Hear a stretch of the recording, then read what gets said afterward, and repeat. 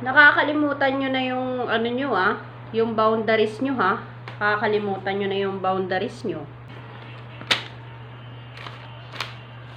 Una sa lahat, hindi ako nag-reels, hindi ako nag-vlog para bayaran nyo dito dahil si Meta yung nagbabayad sa akin dito.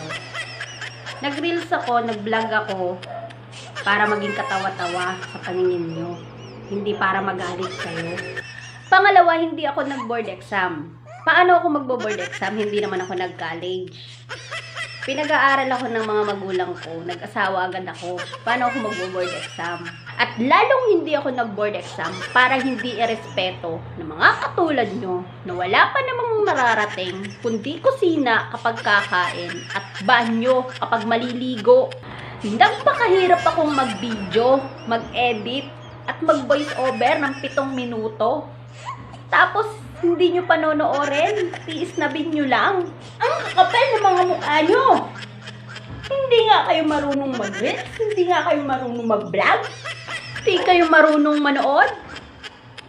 Minsan pinapanood nyo nga, hindi naman kayo nagre-react, hindi kayo nagko-comment, hindi kayo nag-share, hindi pa kayo nakapalo. Mag-reels din kayo, mag-vlog din kayo. Para alam nyo, pakiramdam ko. Mag-reels din kayo.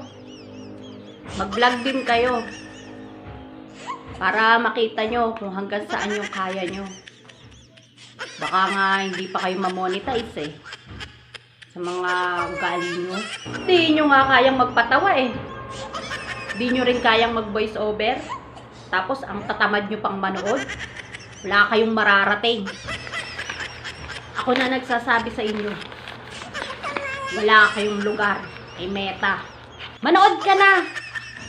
Tapos mag-react ka, mag-comment, i-share mo na din, tapos i-follow mo na din ako. Ikrato. Ugaling squatter. Walang mararating sa buhay.